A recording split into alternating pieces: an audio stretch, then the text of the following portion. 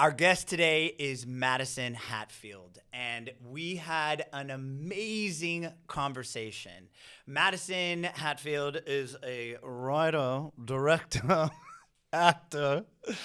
That was going to be like a Southern accent, but then it turned into something. I can't even tell you. No, you should keep going with that. I think it's funny. I think we should keep all of this in the. No, I think we should keep. No, it's not a blooper. This is the intro. Madison Hatfield, your intro is not going to be edited. This is going to be your intro. Let's start it over. Okay.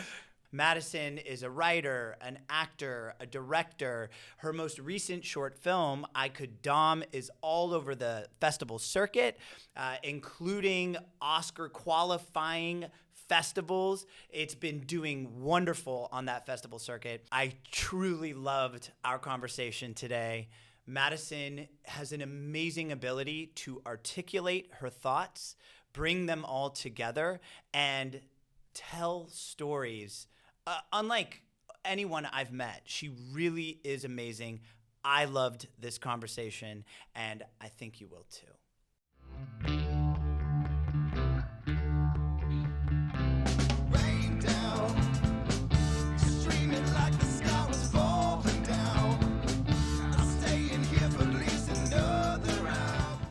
Cool. All right. Hi. Hi. We'll pretend we haven't been talking for 10 minutes. We just sat down. Yeah. And these are the. Boom. Yeah. Madison Hatfield. Yes. Yes. My name. Yes, that's your name. I'm Erik Lingvall. Yes. Thank you. I'm really excited that you're here. Thank you. Yeah. We were briefly talking about. I was mentioning how I have the opportunity to meet a lot of people with my job. And the first time we met, which I guess technically was virtually, with the workshop where we brought you in as a special guest. Yes. When you were talking about the TV film industry and you were talking about acting and you were talking about, I guess we could say creativity. Yeah. I was immediately impressed with not just your ability to articulate these thoughts, but the way you see this industry. And I then, of course, after that, I said, okay, now we have to find another way to get you to talk to our people. And then after that, I said, okay, well, let's get you on the podcast. So here you are. Here I am. On the Unscene Work. So in terms of creativity, you are creative in a variety of capacities, right? Yeah. Yeah. So what first got you into creativity? Oh my God. Creativity.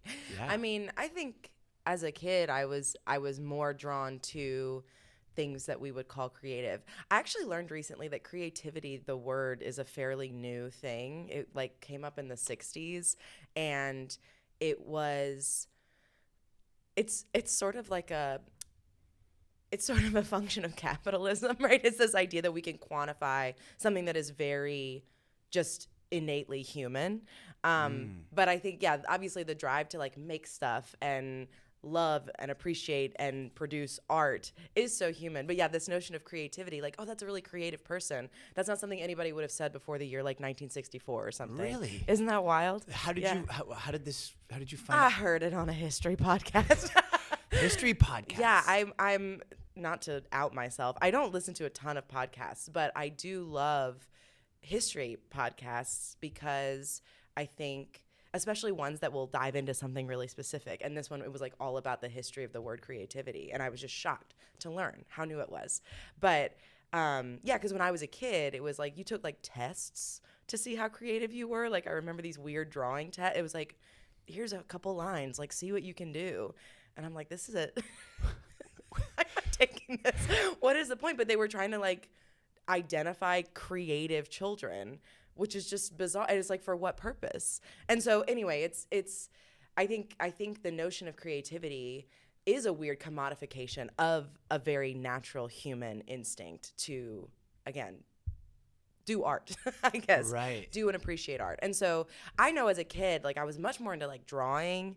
But I did love performing. I mean, I remember doing like a comedy skit in 5th grade for the talent show that I just made. You know, it was just a voice I did at the dinner table one day. And my parents were like, that's funny. And I was like, well, let me just keep doing it until you hate it. And then I'll do it on stage. And I think that for me, my calling to perform has a lot to do with making people laugh. I think that making people laugh is an instinct that I have. It makes me happy to do it, but I think I also have an ability to get it out of people. You know, like I think I know how to do it, and that makes me feel good.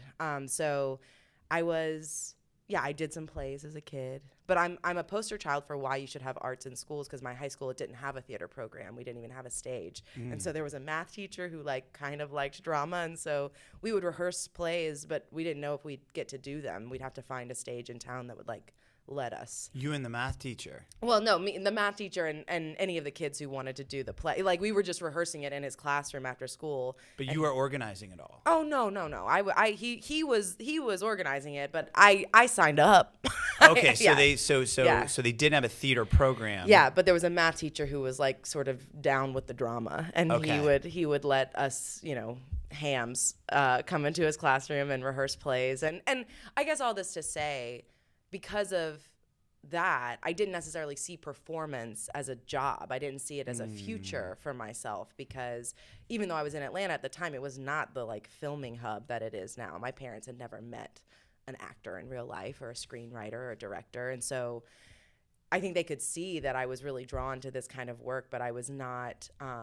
It made them nervous, I think, for as parents. Their job is to keep me safe and hope that I have a good life. And when you can't see a good life in a certain direction, you're going to want to pivot your kid in a direction that feels more comfortable. So I was a high school teacher. Like I became a high school science teacher, which I'm sure we've talked about at some point, which is a wild previous life to have for what my life is now. But even then, I was doing comedy classes. I started taking improv and sketch, and I was on teams, and like I was teaching during the day and then making people laugh at night, and that was how I was sort of feeling full as a person.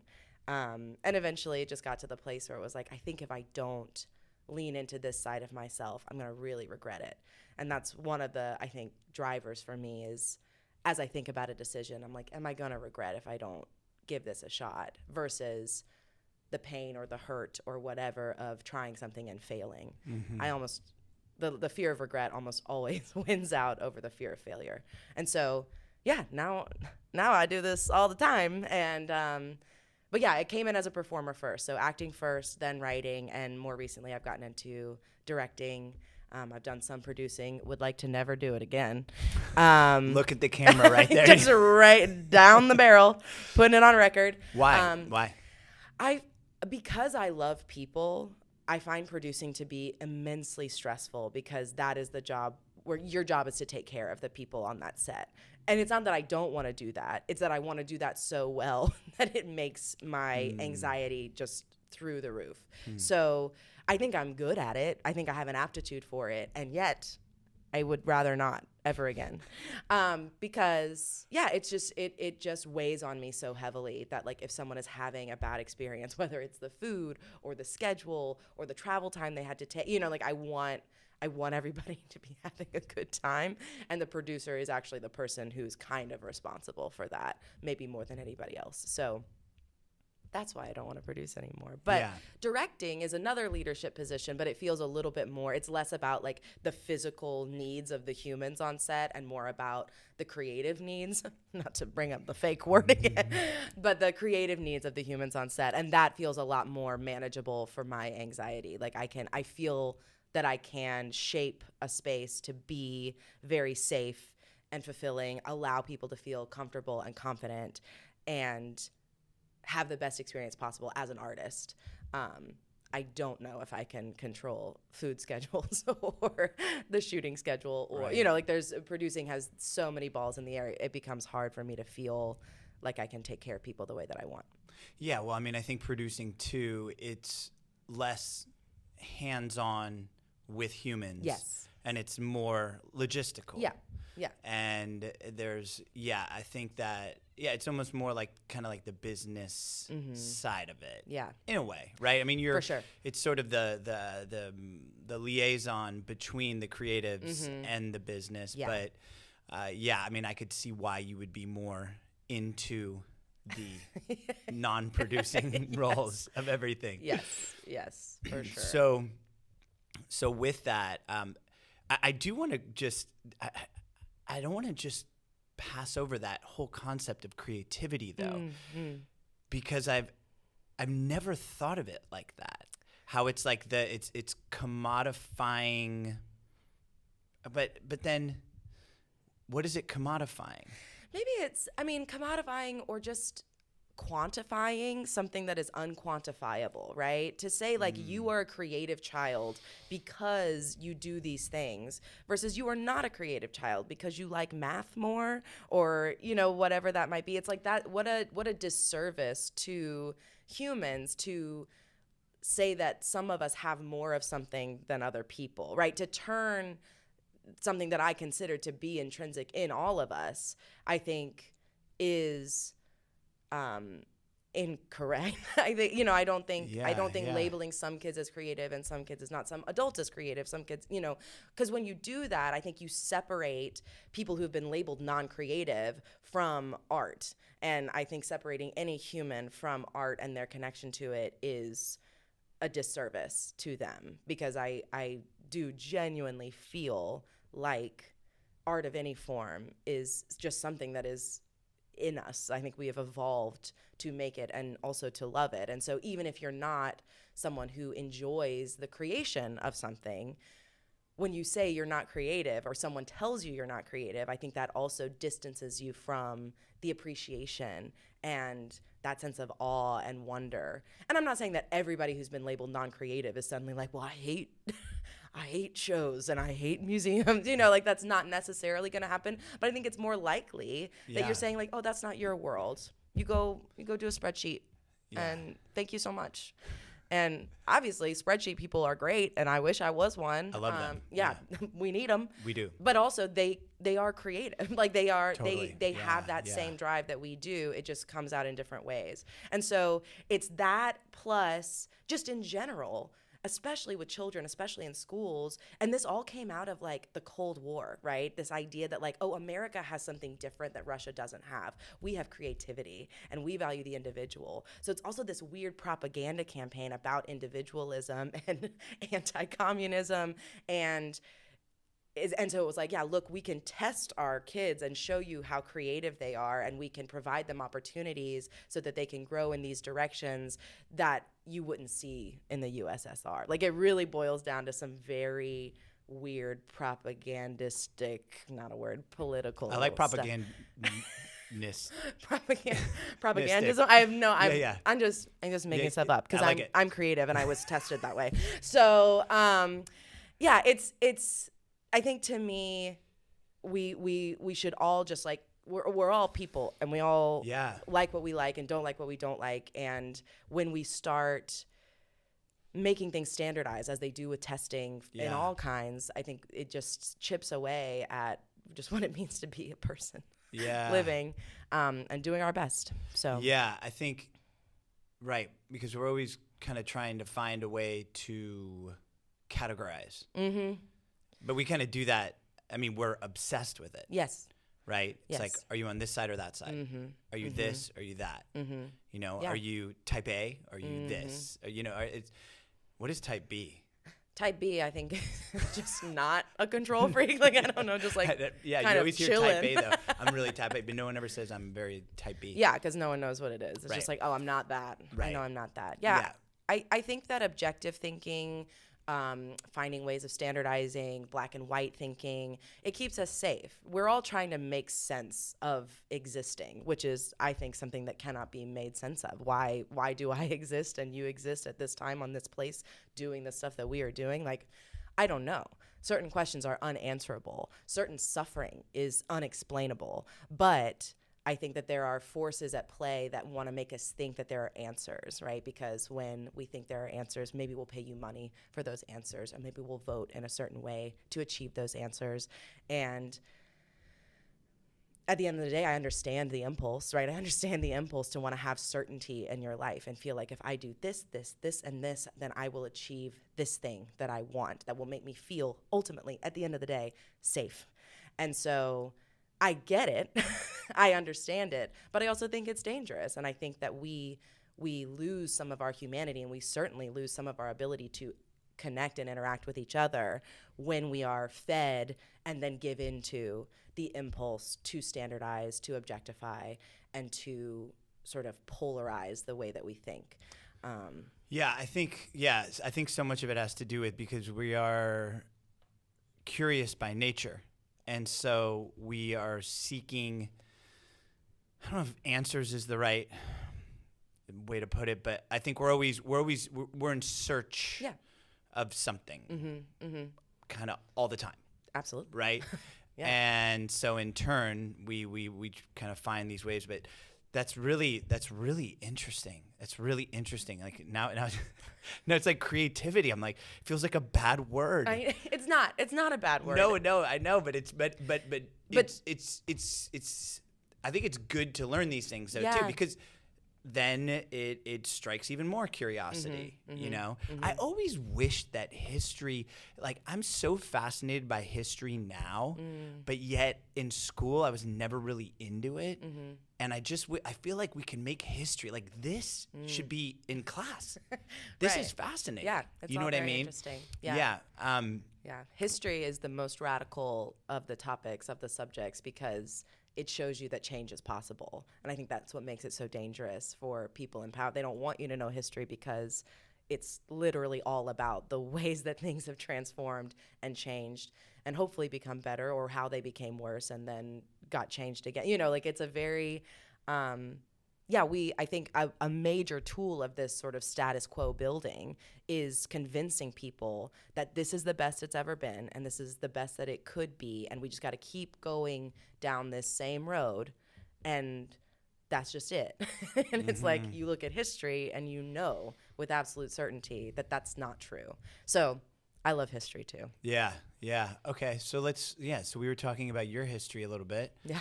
And creativity. And it's funny because you were,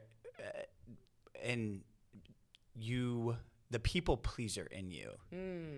So I can tell why I can dom, which I'll let you talk a little bit about that. Sure. But it's fascinating getting to know you because I can see how that character came through you. Oh yeah. Yeah. And so okay, so we'll talk a little bit about that. Yeah. Let's get into that a little bit. Into it. And so tell me about I Can Dom. Yeah, so I Could Dom is the tagline we have is a sex comedy for people pleasers, and it is about. That's a perfect. I'm guessing that would be the only one in its category.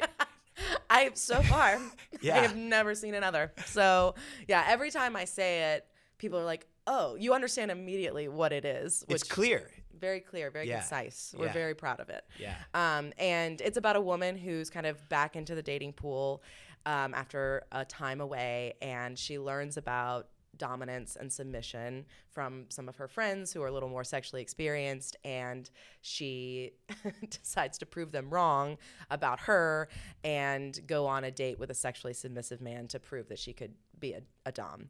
And obviously it goes very badly, but it's very funny in the process. And yeah, it's been this very healing and affirming journey for me, from writing it to making it. We're now on the festival circuit. It's now a feature script. We'll make it as a feature one day. And so I, as a child and a young adult, was a pathological people pleaser.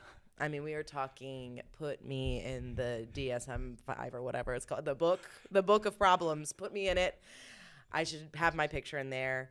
I got all of my sense of worth from how I was making other people feel and what I was doing for other people. I had very little control over the voices in my head and discerning, what do I actually want and what do other people expect of me?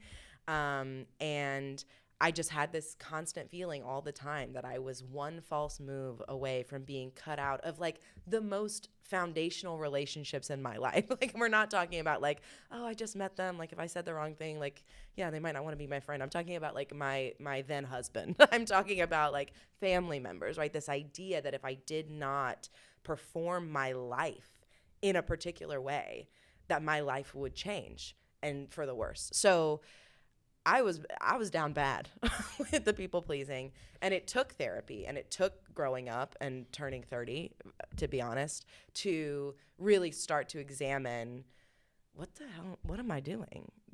I'm not living my life. I'm living someone else's version of what I think they think my life. I mean, it's a tangle, and it drains you. The amount of energy that I was expending on like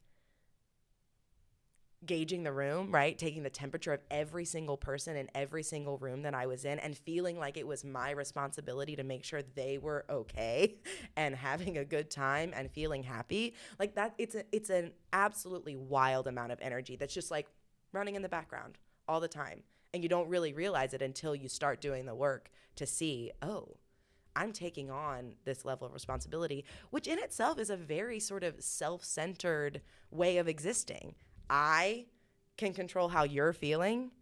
No, I can't. I can control how this room feels. No, I can't. I can do my best to control how I'm feeling and project that in a room. And if I'm in a leadership position, hopefully it has a positive impact on the general vibe. But like, that's not actually my job, nor is it something that I could do objectively. Like it's just that has to be a choice for me and how I want to present in whatever space that I'm in. So I Could Dom is me taking that people pleaser side of myself that I have been working on, and I will work on forever. Like, honestly, I'm not cured. I'm sure I've people pleased all of y'all in here at some point coming in here today. But I loved tapping into that side of myself and putting her in like the worst position possible. Which you played as well. Yes, so, I right? did. Because you didn't mention that yet. Yeah. You wrote it, you directed it, and you... I starred in it. Yeah. So, which what a cathartic experience, though. Yeah. I mean, what a cool thing being this, professional people pleaser.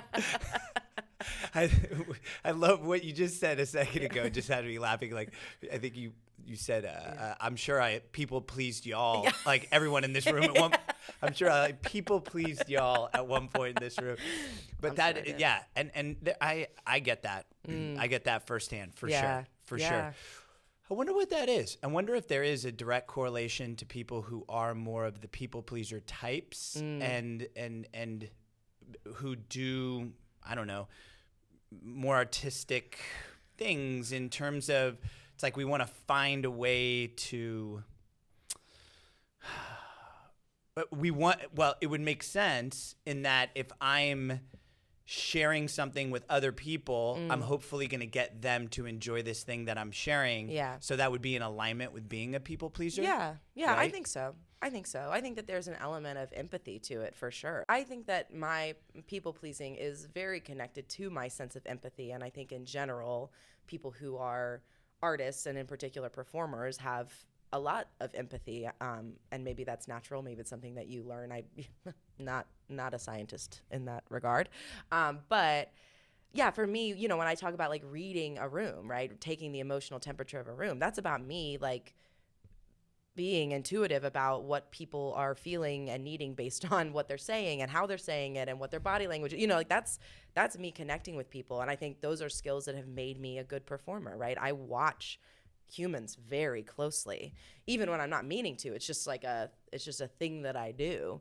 And so I have a sense of, yes, I can give a performance that is sad. I can also give a performance that is sad, but trying really hard not to look like it, because I know what that looks like in somebody, because I've tried to fix it before, because I've tried to find it. So I think, with performers especially, we got a validation thing going on. We got a speaking of kink, we've got definitely like a praise kink, validation kink. Like, we want to perform, we want to show people something and have them respond to it. hopefully positively. But, you know, I think that is definitely in the Venn diagram of like people pleasing and performers. There's that sense of, wanting to make people feel something.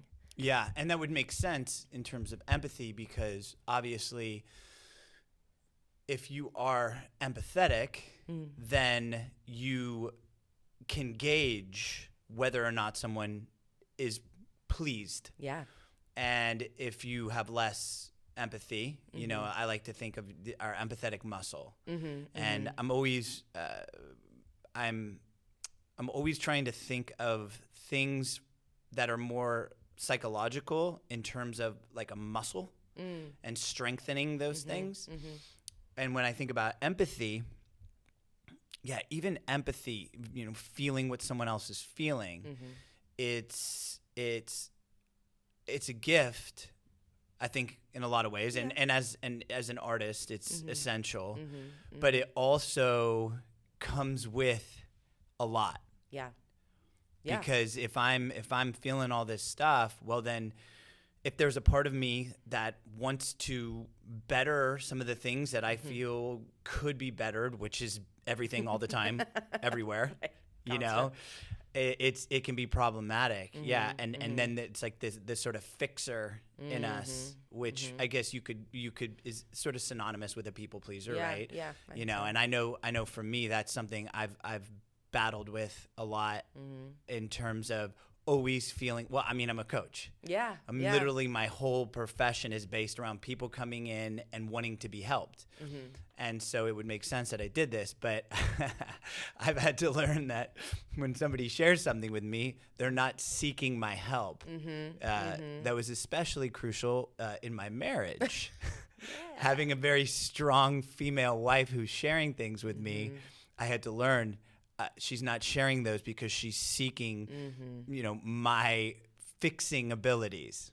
And so, that would make a lot of sense, that the empathy is directly correlated with somebody who wants to be a people pleaser. And if you are empathetic, it would make sense that you would dig artistry and being in that field. And I think that empathy is what counteracts that black and white thinking and the standardization and the objectivity that we were talking about, right? Empathy invites gray areas, because if you have empathy for someone that you disagree with, that complicates the issue, which I think people like me and maybe artists in general, we aren't afraid of that. You know, I'm not afraid of gray area. I'm not afraid of having empathy for someone that I disagree with about X, Y, or Z.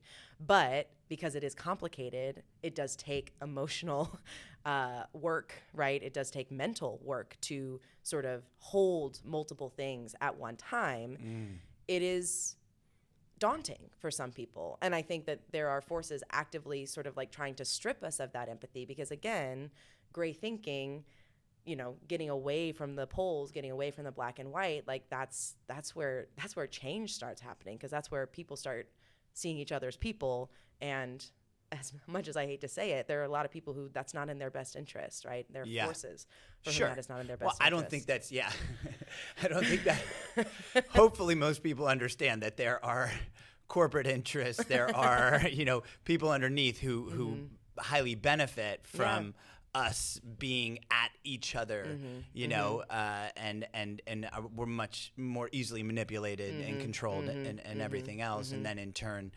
commodified as individuals. But I do think that, that empathy, that's so if we think about artistry and we think about empathy, so I mean that seems to be for you really, your empathetic muscle just seems to be really strong. I mean, do you remember like growing up, like feeling what other people were feeling? Like do you, and so okay. So then, but what's so cool about this thing that we do, right? This world of artistry and acting and filmmaking and the whole shebang.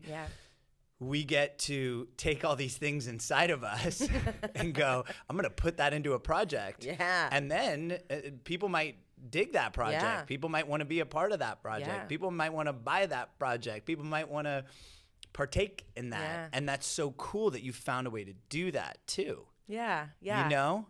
No, I definitely felt writing I Could Dom was like a personal therapy session for me. And then I didn't feel like it was, I didn't really have much thought of making it or anything like that. But a friend of mine like needed a script for a table read. Like he had 4, he needed 5 shorts. And he was like, didn't you just write something? And I was like, yeah, no one's read it. He was like, I don't care. I need it. And so I was like, okay. So we put it on its feet before really anybody had read it on the page, which I'd never done before. And I'd never had people respond to a project like that. Like that, it was a room of probably like 75 people or so. And it was like just laughter like I'd never seen, but also, they were with us through all of it because, it goes to an emotional place and then you come out of it because it's a comedy. But I was so taken aback by how that one room responded to it. And after that, I was approached by 4 producers who wanted to make it. And that never happened to me. But, usually you're like, someone please help me make my film. Right. You're the one in the sort of position of like begging. So to have like suddenly like choices in front of me, and I was like, what is going on with this script? And I think, but you didn't, so it didn't occur to you like when you wrote it or anything, like where you were like, there's something special about this? It felt special to me. I knew it felt special to me. I knew that it worked for me on the page. And ultimately, at the end of the day, that's all you can control and all you can do. So I felt good about it. But it was so, I think the point of the story is that it was just so new, right? Like I wrote it around Christmas. This reading was like late January. So we're talking about like it had just come out. Right. The baby. Yeah, you took the baby and you threw the baby into the workforce. And exactly. You're like, exactly. Good luck. I violated every child labor law that you can imagine for this script. That's awesome. And wait, and I'm sorry, but real quick. So the guy who you were, and so tell me exactly how that happened. So he knew that. And who was this? So this is a like friend, collaborator of mine named John O. Mitchell, and he was running a theater at the time. They did these like nights of staged readings for short films, and he had 4 and he needed 5, and so he knew I had, because he's my friend, I told him like, yeah, I wrote this thing, but he hadn't read it. As far as I remember, he did not read it, and he was just like, oh, I don't care. He's a co-writer of mine, he's a collaborator, like he knows that whatever I did, it was gonna be fine. Yeah. He was like good enough for us. So yeah, it was just sort of like I just kind of got thrown into it, and I got some friends to like come read it with me, and we were the last ones. And it was so funny, the script before, they had like hired like someone to come film it, and to my absolute delight, they decided to keep the cameras on for mine. And so I will forever have this sort of, document of that first reading and how it went and how it sounded in that room. Wow, that's so cool. Yeah, it was really cool to have that. So I watched that back right before we like premiered. I watched that back just to like remind myself like where it was and then what it had become.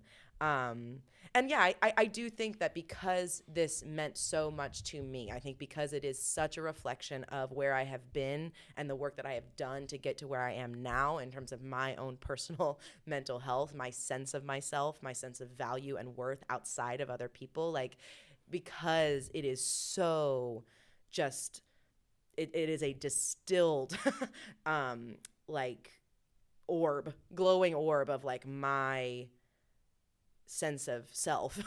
I think that is what makes it and what has made it such a unique project in my career. It is by far the thing that the most people have seen. It is by far the most successful from like a festival standpoint. It is, I think, maybe going to become the most successful from like a feature script standpoint. Like it is a project that continues to surprise me with the way it connects with people, and it continues to just like save me in these weird ways where like I got divorced during the process of this film. When we shot it, I was married. By the time it premiered, I was not. And I remember the first night I spent outside of my house that I'd lived in with my husband for 10 years. I'd gotten a new apartment. I spent one night in my apartment. It was obviously a very difficult night. Like it was it was a good divorce. Everything's fine. Everything's fine. But it's still very hard, right? So the first night I spent in that apartment, and the next morning I flew to Colorado to premiere the film. And there was this moment of like, okay, I can do this for one night. And then I went to a place where like nobody knew me. And I got to just sort of be associated with this film and with this festival and with who I am as an artist. And I completely got to escape what felt so inescapable at that time, which was what I was dealing with in my marriage and the end of it. And it just like, it saved me from that. I was gone for 10 days and I came back and everything felt more manageable, right? And the day after like my papers got finalized, I flew to a different festival and I was gone for, like it just weird little like these little moments here and there where I'm like, this one is trying to get me to somewhere else, and I don't know exactly where that somewhere else is, but it's getting me there piece by piece by piece, and I think it's because, it's so well aligned with who I am as a person and as an artist. That's really cool. Yeah, I love it. That's really cool. That's really wild too. The timing Yeah. of.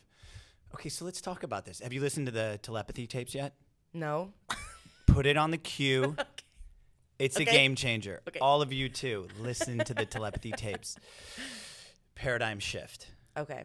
It's very fascinating just Okay. in terms of the interconnectivity of all of us and just listen to it. Okay.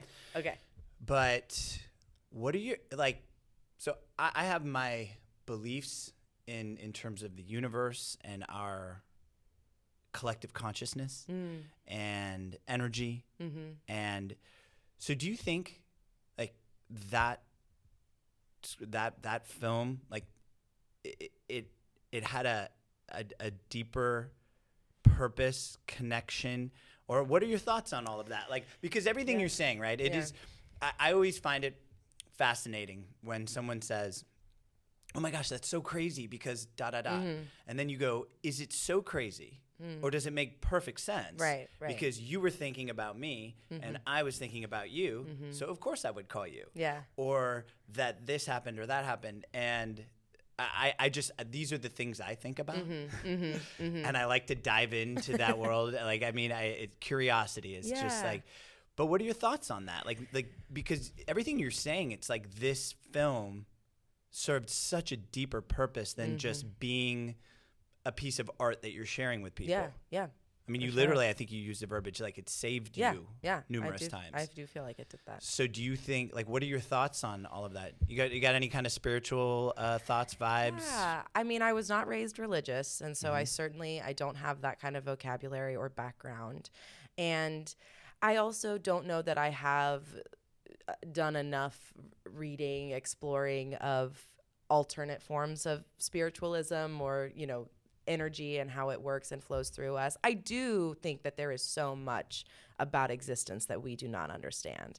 I think that there is so much more going on in terms of what happens within us, what happens around. I think there's just too many examples of things like what we're talking about, right? These coincidences, near-death experience stuff, like serendipity. I think that I find comfort in knowing that there is more at play than I can see. There is more at play that I can understand. And I'm okay with that. I'm okay with not understanding it and not having a full grasp on it, because I think that's where the magic comes from, is the idea that I don't know. I know that for me, this project, it feels so mine, right? It feels so close to me and important to me. And I have to imagine that whatever it is that happens inside me when I am that aligned as a person and as an artist, and then have the immense privilege of being able to share what I made, I don't know what that puts out. I don't know how that translates to how other people perceive it, but I do know objectively that people feel connected to it, and I get, again, the immense privilege of showing this in rooms of people and then having those people speak to me afterwards. And so I guess it's a dissatisfying answer. No, it's not dissatisfying. In fact, I think what you said was perfect in terms of bel having a believing feeling. Obviously, and there's a whole nother thing. We're so limited with words. Yeah. Right? Like some languages have like 20 different words for love. Right? But like I say I love you to my daughter. And it's the same word as, oh my God, I love this cheeseburger. Yeah. Like that's you know what I mean? Yeah. We're Absolutely. We're highly limited, Very right? limited. With these words. But I love that you said like that, you know, there's more beyond what we can understand, right? Existence as a whole. And also a sense that there's something just more at play here, right? Yeah. And I think and actually this is where I love that response. Okay? So Great. People I pleased. I was just going to say that. I am as a people, I am pleased. Thank God. So you can check I that got box. one today. We know that.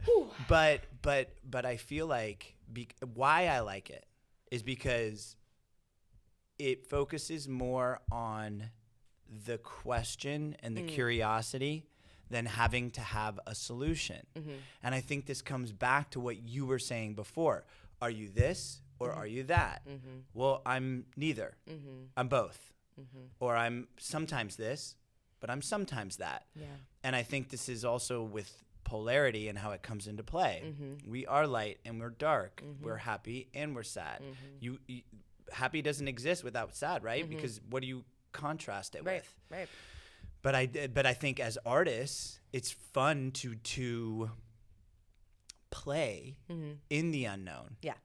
And not so much to say this is the answer, as much as here's a story. Yeah. And here's a way that we can explore this. Yeah.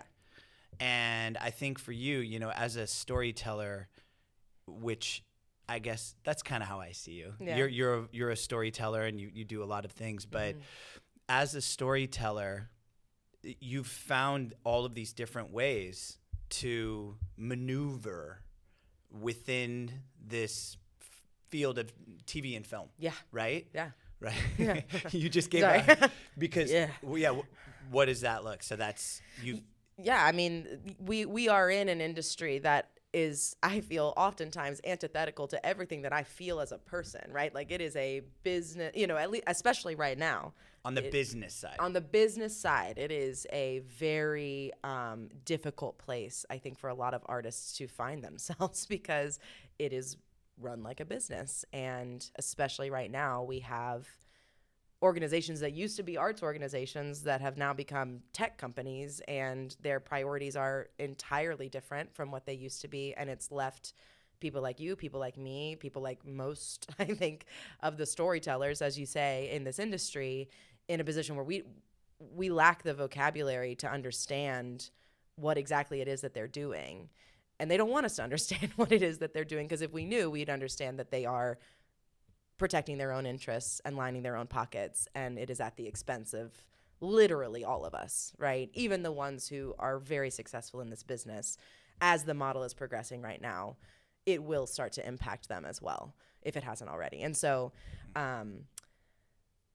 making your way as a person who really cares about this work in an industry that has stopped caring about you is a very difficult position to be in. And I think it's the position that all of us are in, especially right now. But yeah, and I love that you brought that up, because that's kind of in alignment with like when I first had the opportunity to get a feel for your perspective when we did that workshop. Yeah. And we were talking about the industry. What I love, though, is even though everything you're saying in terms of this industry being very much a business, which it is. Yes. It is. Yes. And I understand that. In addition to it being a business, there is this artistry component. Yeah. Right? And I even go as far as to, when I'm talking with my actors, I like to say to them, okay, you are an artist, and we are going to dive into artistry and storytelling and all of these wonderful things we do in here. But I also want you to understand that in the eyes of many players in this industry, you're a commodity. And people are going to buy and sell you. And more often than not, it's not going to be because of your passion or your skill set, right? But where I find a sense of peace with that is if I can separate those two and say, okay, there's the commodity, and some people are going to buy and sell, and they're going to have these things. My focus is going to be on the artistry and just understanding the commodity part, and I'll play with that however I want to. But I also then, I think where I personally find value and where I hope my actors who I work with will find value is that they can separate those two and they can look at the commodity a little more objectively. And then they can focus on the artistry from more of this personal, empathetic, subjective perspective. Yeah. No, I think in order to survive, and I mean that both from a financial standpoint, if you are in this industry as your job, as I am, but also survive as a person, like a well human being, you do have to separate them, and you do have to recognize that you are going to make choices in order to survive financially that may be in misalignment with who you are as an artist. Hopefully it never gets to a place where you're misaligned like as a moral person. But I certainly take jobs for things that I'm like, well, okay. Great. I need the money. I got to pay rent. So, you do have to absolutely separate those things. And I do think the danger is when you completely subsume your artist into someone else's view of you, right? Someone else's decision making, someone else's control, that your mental health is really going to start to suffer, because at this point you have now given all of your power away to people who do not, unfortunately, care about you kind of at all in the larger sense. I'm so sorry.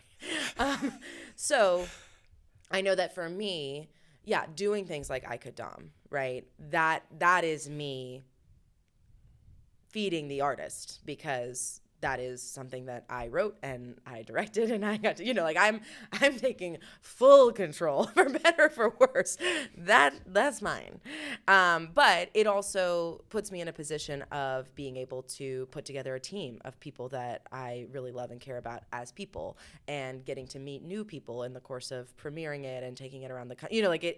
It has fed me as an artist. I do feel like I grew so much in all the different ways that I was a part of that, but also it has cracked my life open in terms of the people that I get to meet. And the commodity side will do that for you too, right? You can be hired for things and meet people and have a wonderful time. But if you are relying on the business side of this industry as your way of being an artist, feeling connected to people, particularly other artists, you will be starving in every sense of the word, I think. And so, I agree with you 100%. It is a kind of game you have to recognize first, and then you figure out, how am I going to play it? And I feel very fortunate to be in a position where I do think I have a solid separation of church and state. Which one is church and which one is state, I'll let you decide. but I've separated those two things in such a way where I can wake up in the morning and feel a sense of purpose in my life and move forward. And that, at the end of the day, that's kind of the goal. I think so. Yeah. Yeah. I mean, I think if you wake up and look forward to the day, I'm not saying every day. No, couldn't be. But if generally speaking, you are excited about life, I think you're in a pretty good spot. Yeah, for sure. You know what I mean? In whatever capacity that is.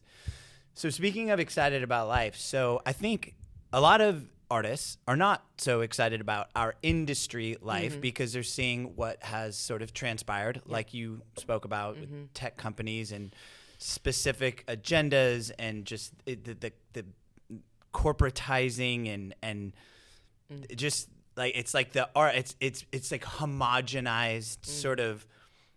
Or pasteurized, right? So how there's like, you could get raw milk, fresh from the Yeah, you could. You could. No, it's delicious. Oh, really? Oh. Oh my gosh, it's so good. Okay. Yeah, you have to like. They can't.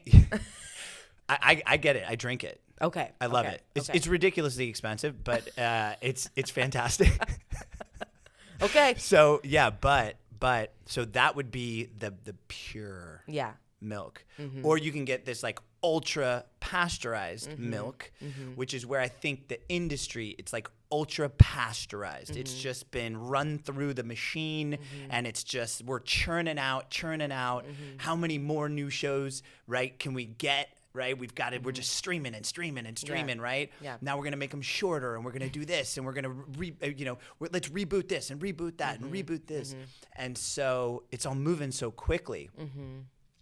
But what I loved about the first time I heard you speak was kind of your perspective on where this industry could go, and how we as artists could kind of help navigate that process. And so I would love for you to share a little bit about your thoughts on the industry in terms of where you think it could go. Yeah. And what are the things that you think could happen that would allow us to, as artists, to maybe take some of that power back and also embrace the artistry that we love to do so much. Yeah.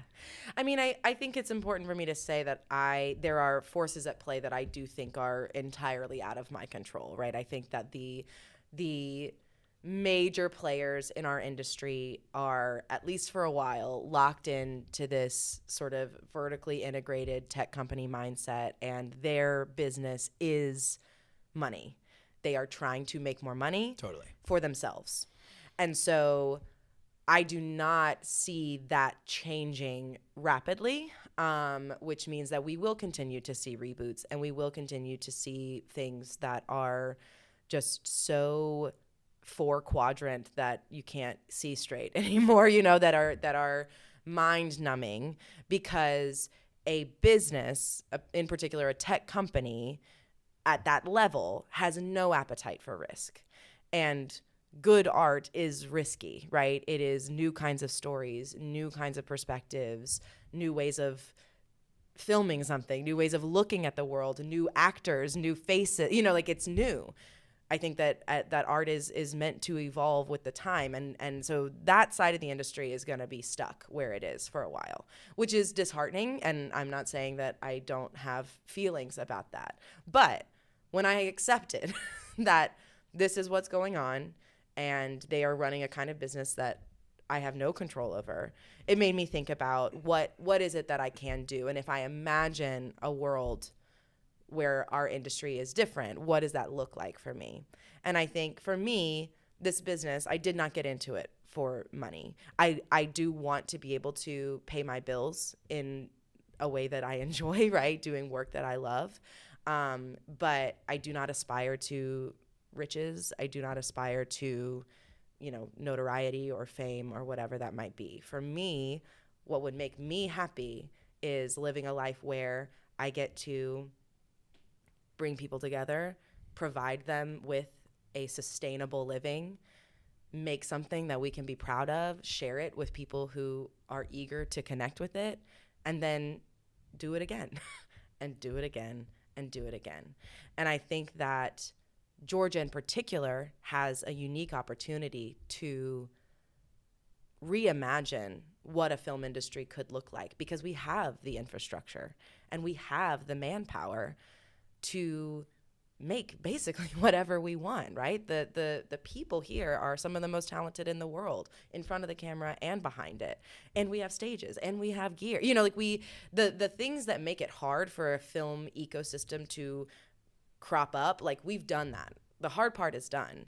Now it's about how do we reframe the way that we think about the work so that we are not necessarily beholden to this beastly force of business, capitalism, tech, whatever. They have no interest in whether or not you can afford a house one day. They have no interest in whether or not you're going to feel comfortable having a child and feeling like you can raise a child while doing the work that you love.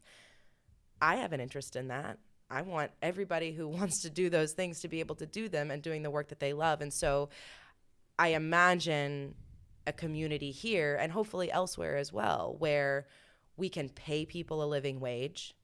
We can make work that is exciting and fresh and that people are going to be eager to see in whatever context we can allow them to see it. And while no one is going to become a billionaire or maybe even a millionaire, we could live well enough to own a house if we want to own a house, and have a kid if we want to have a kid, and take a vacation every once in a while, and not feel like we are chained to this machine that does not care about us at all. And so there's a lot of like lily pads between where we are now and that kind of future. But I think the lily pads are there. And I think that with time and intention and hope and cooperation, we can start hopping from one to the next. And the thing is that every step we take, even if it doesn't get us there to that utopia I just described, right? Getting closer to that should still be the goal, because what we're talking about is taking care of people, and we're talking about a compassionate industry that cares about artists over profits. And I understand that it's a business, and I'm not an idiot, and I know that money is always going to be part of it and has always been a part of it, but it has become this like end all be all. It has become the thing that, you know, I think I said recently, like at this point, the money only respects itself. It might have used to respect the stories. Maybe it used to respect the artist. Now it is just this churning mess of greed and capitalistic tendency, and there's just no touching it. Art can't get in there. Art's not welcome in there. But we can build something new where it would be welcome, and we just have to find enough of that capital to keep people safe and keep people secure and comfortable. But I think once you can do that, it does start to sustain itself in a totally different way from this, you know, monster over here. Yeah. Well, I think that utopian perspective is not, I think it's very doable. Yeah, I do too. We recently went and visited Assembly right up the way. Yeah. And it's amazing. It's so cool. Yeah. It was just, I couldn't, like, it's like 10 minutes from our studio. Yeah. And what was funny is we were talking with a guy named Justin there, really great guy, nice guy. He's got a new baby. Oh. Yeah. So we got one. So he was talking about it. He's like, it's funny. There's still so many people that don't even know that's there. Yeah. And it's a giant studio. Mm-hmm. It's it's big. Huge. It's really big. Yeah. They're shooting massive projects there. Yeah. And what I love about them, though, and this is where I think, so we're actually going to be meeting with them again next week. And my friend Shay Griffin, who was a casting icon here back in the day, and she's just this wonderful casting director who hasn't kind of stepped away from the business. But we recently reconnected on a project she was working on.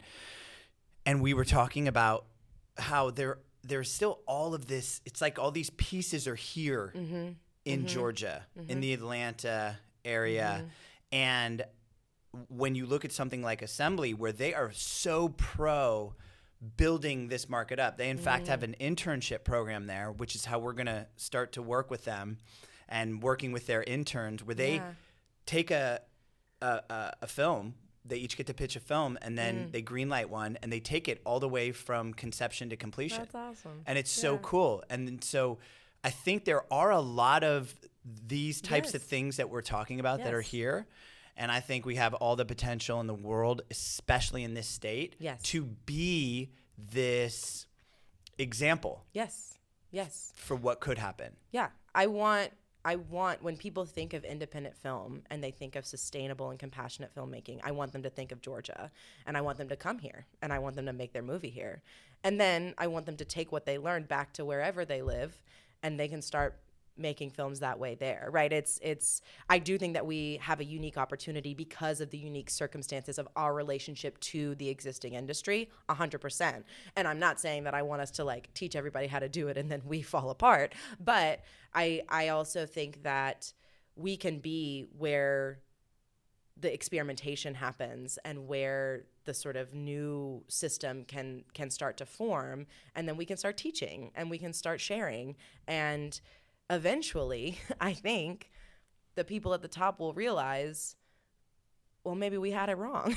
And I don't have no faith. I have some faith in the powers that be to re-examine what they've done and what they're doing. But they're not going to do that without a very clear example of a different way of looking at it that is also allowing people to be somewhat profitable and live their lives and have a sustainable thing going.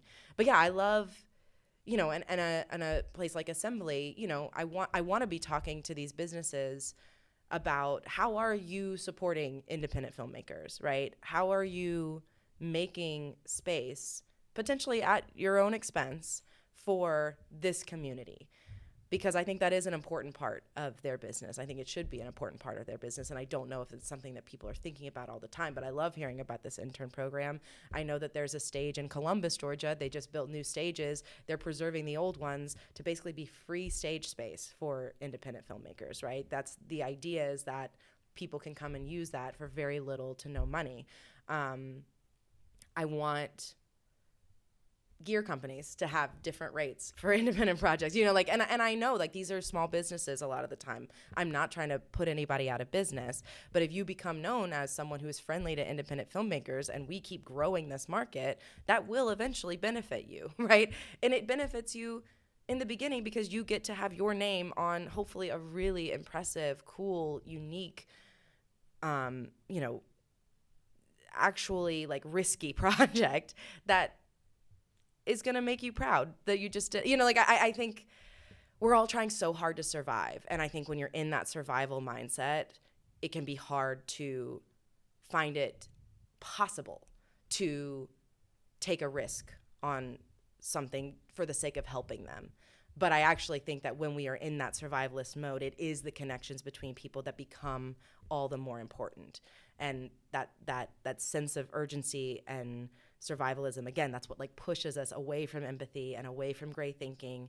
It starts getting very black and white, and no, I need this amount of money for this thing, and that's just it.